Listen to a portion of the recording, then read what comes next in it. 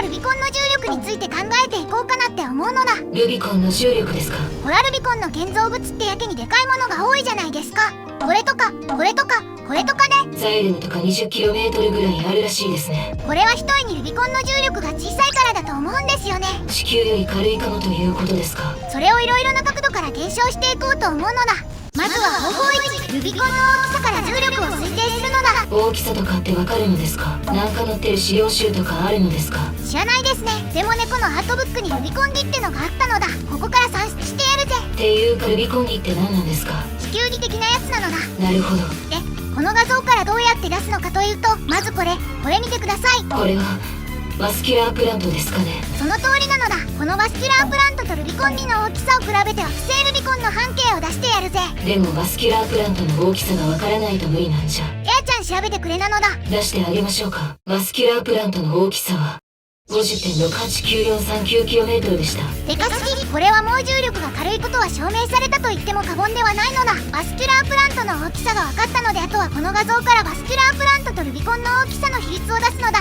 どうやって出しましょうか？この Python でちゃちゃちゃっと作った玉とバスキュラープラントを真似した赤い棒、これをこういい感じに画像に合うように調整していって、うまいことルビコンの半径を出そうかなって。うわ、すごい適当。おー、そろバスキュラープラント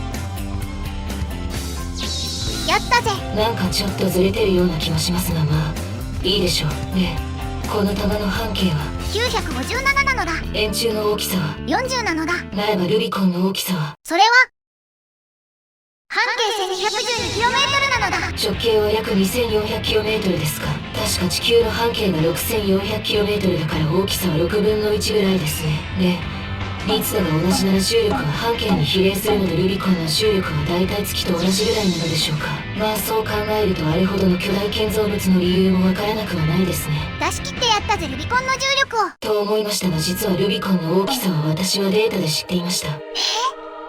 どういうこと？まさかこのルビコンの大きさをバスキュラープラントの大きさを調べた時に見ちゃったのだ。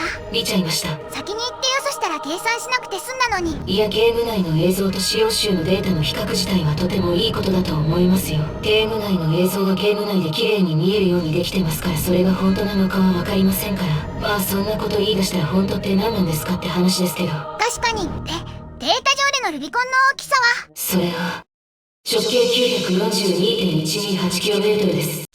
小さすぎなのだ。そして僕の出した直径の半分以下なのだ。まあそれぐらいの誤差なら十分だと思いますよ。天体とか語るときに半分ぐらいの誤差なんて普通ですよ。しかし直径 942km ってことはめちゃめちゃ小さいのだねルビコン。半径にして471。地球と同じ密度な重力は471割る6407%ですよ。地球の10分の1以下。もうふわふわですよ。これはどんな建造物でも建てられちゃいますわ。完璧な結論が出ましたね。まあそんなわけないのですけど。ここまでルビコンの大きさから計算してルビコンの重力は地球の 7% だと考察したけど、重力を出すならあれを計算すれば一発だということをみんなずっと思ってたと思うのだ。まあ正直茶番でしたね、今までの計算は。そう、重力を出すには重力加速度を単純に出せばいいだけなのだ。全くその通りですね。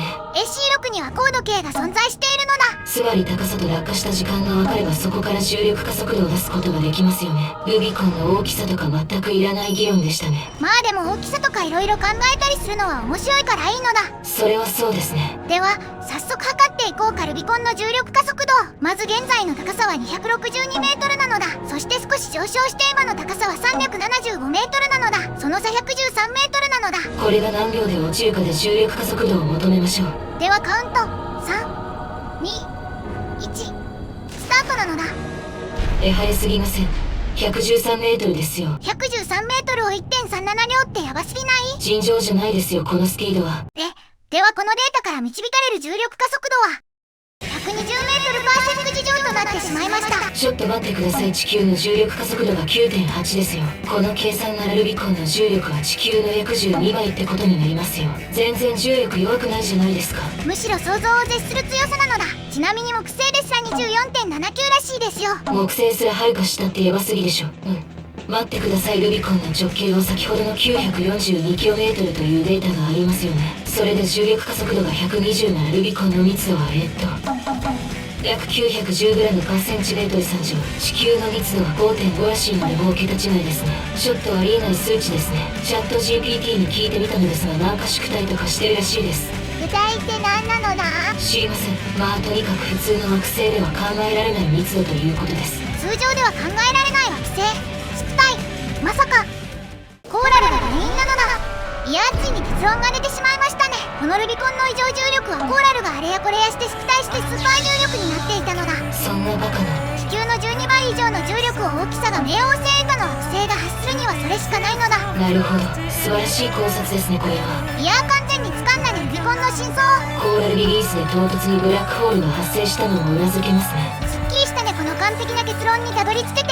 で、本音はおそらく地球と同じ重力、ましてはそれより軽くしたらもっさりしすぎるのが原因だと思うのだ。やはりゲームですからスピード感が大事ですよね。やっぱもっさりしてるとすっきりしないからね。というわけで最後にこのルビコンの重力加速度を120から 9.8 にしてみようと思うのだ。そんなことができるということは最初から120って知っていたのですね。そうだよ。まあ当然か。では地球の重力で落下する AC をご覧ください。3、2、1。